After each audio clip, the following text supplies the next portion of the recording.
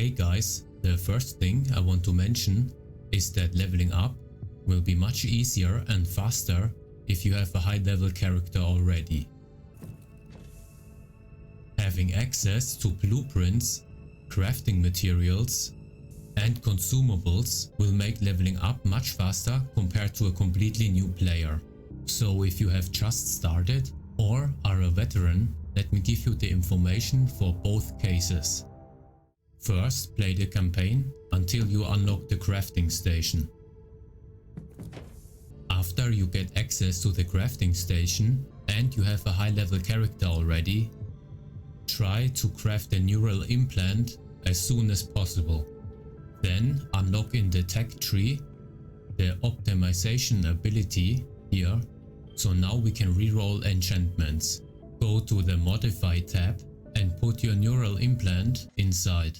Now reroll the relic enchant until you get this one, +1 enrage token on critical hit. It will give us a great base damage boost, since every enrage token gives us the 8% damage bonus and it stacks to 20. The next thing you wanna do is go back to the tech tree and unlock fusion and socket extraction. This will allow us to socket and remove psalm codes and doctrines. The moment you find those 4 psalm codes, go to the forging tab, which we unlocked with the fusion ability, and find the armor type you like and add 4 sockets to it. Then socket those 4 psalm codes inside. This will complete this psalm doctrine. The heat aura we get from it will speed up leveling and clearing missions immensely. It doesn't only deal damage, but it also triggers on-hit effects. If you get it as a drop or can craft a relic eye implant, a relic main implant or a relic signum, then you want to roll the enchants that give damage per enrage token on them.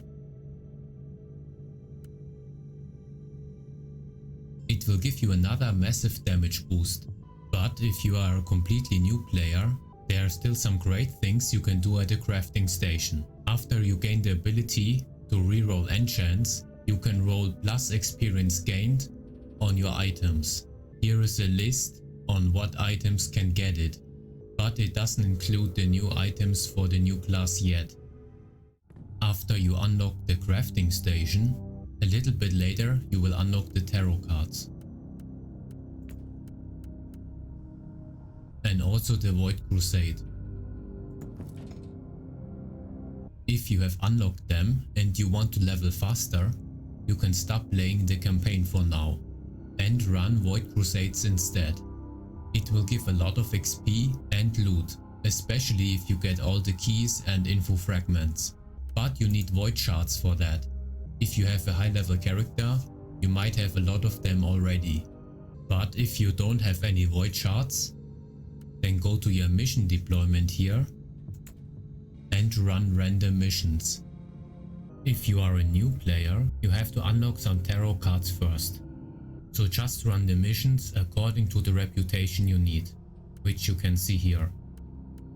After that, my favorite setup is this. For the first card, use one that increases the level of your mission. Because the higher the mission level, the higher the experience you gain. For the second card, use Treachery if you need void shards for the crusades, Superstition if you want more high quality items, Perseverance if you need consumables, more on that later, and as a third card, this one, giving you the highest XP multiplier, especially if the card is on a higher level. This tarot card setup is also the same thing I would run on Void Crusades. Just try to stay on a mission level that is suitable for you. If it takes too long or you die a lot, then use other cards in your first slot. You can use, for example, the Architect Vault or the Possessed, depending on what you need to find. Now let's talk about consumables. If you have high level characters, I guess your storage will have many of them already. But also for new players this is very important. The meme virus is extremely nice for leveling, giving you a 100% experience buff for the next mission. That's also why you might want to run the Perseverance card. It will increase the drop rate of them. If you run your random missions and Void Crusades with this buff on every mission, you will blast through the first 60 to 70 levels in no time. The next thing you should consider, no matter the class, is movement speed. Getting to the soft cap of 80% will speed up things greatly. So what I like to use are those two perks. This one gives us 30%. You can unlock it by using world skills 50 times. And I like to use this one, giving us another 20%. You unlock it when you're leveling up. A quick mention, if you're leveling up, I would use this perk, Blessing of Saint Victorious. You can get it by completing 3 Void Crusades, which you can easily do if you just rush to the gold mission. It will give you a massive survivability boost, so when you run those higher level missions with average gear, you won't die that easily. The other thing you can do is check out what items can roll with movement speed. Using a personal teleporter or an armor with a movement skill ability is of course also beneficial. And look out for passives like this one in the passion skill tree, Freedom, giving her increased movement speed, or the passive from this Act of Faith, giving her another 15% supreme movement speed. And you can also have a look at the movement skill tree. It's a bit different for every class. I like to go the right side for most builds for the cooldown reduction, and this one is nice to have since we are often one-shotting enemies on low to mid-tier missions. Another thing you want to remember are vulnerabilities. Each stack of vulnerability will give you 10% damage bonus, and the stack limit is 10, so you will get another 100% damage bonus from them. And if you are using the Angueda Psalm or items with this enchant, then the damage boost will be even higher. If you are using heat attacks, you can get this skill, applying heat vulnerabilities. If you're using physical attacks, you can get this skill, giving you physical vulnerabilities.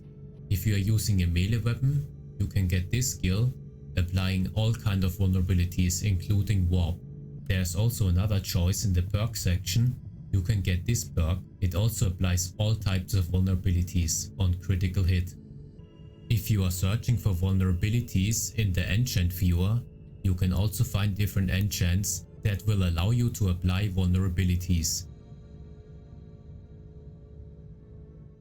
If you are struggling, consider playing with a melee weapon, because they can roll with life and shield drain, even if you use blue or green items, and try to get the combination in your inoculator of having at least one blood balm, since it gives very strong healing, and this secondary enchant which allows you to reset your inoculator on kill. With that, your survivability will be much higher. Lastly, what I need to mention for new players is that you want to finish the campaign sooner or later. I just want to show you a faster way to level up, since we cannot put tarot cards into campaign missions. The reason why you want to finish the campaign is of course because of the story, at least for the first time, but also because of the morality system, since the main way to get either radical or Puritan points are decisions in the campaign. For example, like this one. No. Are you with? So think about which way you wanna go. You can have a look at the perks and the other passives you get. Here. And here. And you can also have a look at the Puritan and Radical enchants here. And then go either Radical or Puritan. Don't mix it up, or it will be harder to reach the last unlock. The only other way to get morality points are random chances from those random assignments here.